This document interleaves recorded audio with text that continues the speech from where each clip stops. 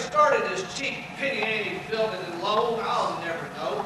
But neither you nor anyone else would say anything about its character, for his whole life was in the 25 years since he and Uncle Billy started this institution. He never once thought of himself or saved any money, but he did help a few folks get out of your slums, Mr. Potter. And what's the matter with that?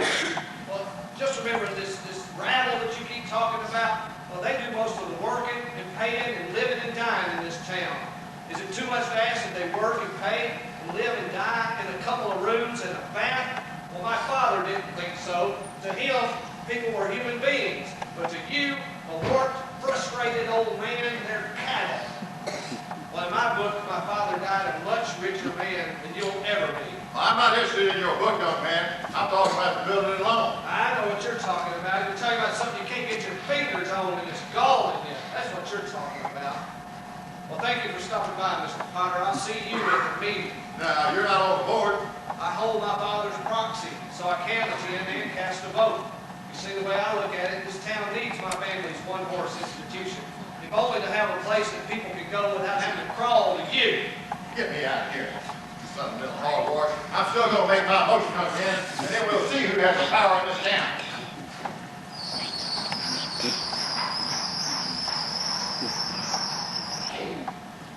But you spoke out at the board meeting that day, and they voted Potter down, remember?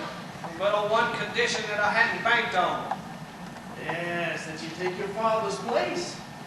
And you did. And you gave your school money to your brother Harry, sent him to college. And Harry became a football star, made second team All-American. Yes. Oh, but you just got 4 years older.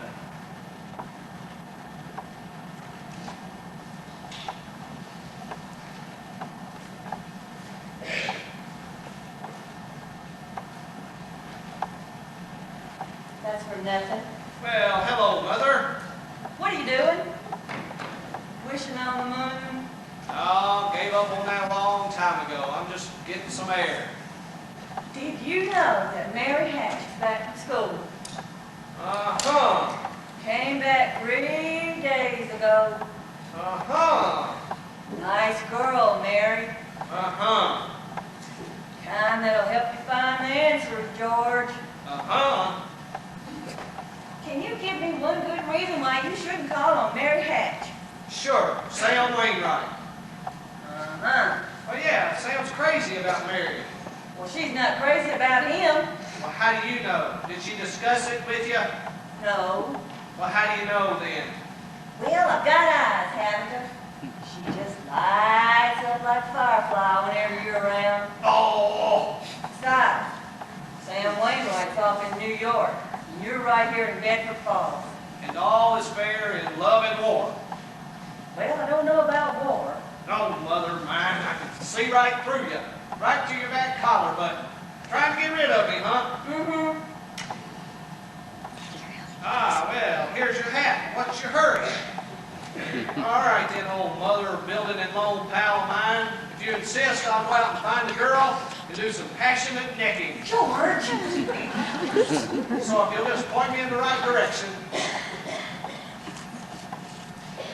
This way, huh?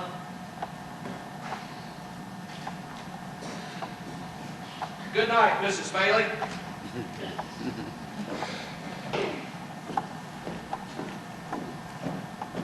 Hello, Georgie Porgy. Well, hello, Violet. How are things at the old-fashioned permanent wave shop? Not a tidal wave yet, but I am getting some city mothers in thanks to you. What gives with you? Oh, nothing. Where are you going? Probably wind up down at the library. Oh, Georgie, don't you ever just get tired of reading about things? Yes, I do. What are you doing tonight, Vi? Not a thing. Why are you game, Vi? Let's make a night of it. Oh, I'd love to, Georgie. What would we do? Well, we could go out in the field and take off our shoes and walk in the grass. Huh? And then we could climb Mount Bedford, up near the peaks and smell the pines. We could watch the sunrise against the falls. We'd stay up there all night. And folks would be talking. It'd be a terrific scandal. Walk in the grass in my bare feet, George. Have you gone crazy? And Mount Bedford. Who would want to climb all the way to the top of Mount Bedford? That's got to be a 10-mile hike at least. Well, just forget the whole thing. It was just a crazy idea. It sure was. Good night, George.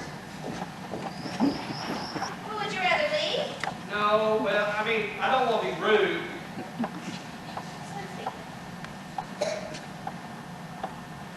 Buffalo guys, can you come out tonight? Can you? What's the matter? Oh, yeah. Mary! Mary! Who's that down there with his ear? It's George Bailey, Mother. George Bailey? Well, what does he want? I don't know. What do you want? Me? Not a thing. He's making violent love to me, Mother. Well, you just tell him to go right back home. And don't you leave the house either. Sam, last night promised to call you tonight from New York. There he is now. Good night, George. Well, I'd better be going. No, but wait just a minute, George. Mary, get the phone.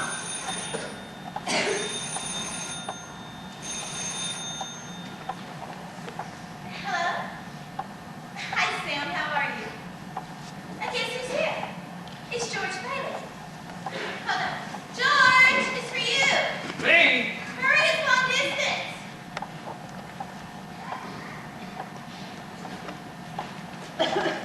Hello, Sam? George Bailey Austin. Hey, what fine pal you are. What are you trying to do? Steal my girl? What do you mean? Nobody's trying to steal your girl. Here's Mary. No, wait a minute. Wait a minute. I want to talk to both of you. Tell Mary to get on the extension. He wants you to get on the extension. Mother's on the extension. Why not? Now we can both hear. We're here, Sam. I have a big deal coming up that's going to make us all rich. George, you remember that night in Martini's bar when you told me you read someplace about making plastics out of soybeans? Yeah. Plastics? Yeah, sure. Well, Dad snapped up an idea. He's going to build a factory outside of Rochester. Here's the point. Mary, you're in on this too. Now listen, George, have you got any money? Money? Yeah. Well, a little. Well now, listen up. I want you to put every cent you got in our stocks. You hear? And George, I may have a job for you. That is, unless you're still married to that broken down building alone.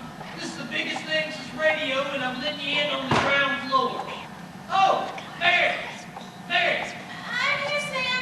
Would you tell that guy I'm giving him the chance of a lifetime? You hear? The chance of a lifetime. He says it's a chance of a lifetime. Now, you listen to me. I don't want any ground floors, and I don't want any plastics, and I don't want to get married, ever, to anyone. I want to do what I want to do, and you won't marry. George!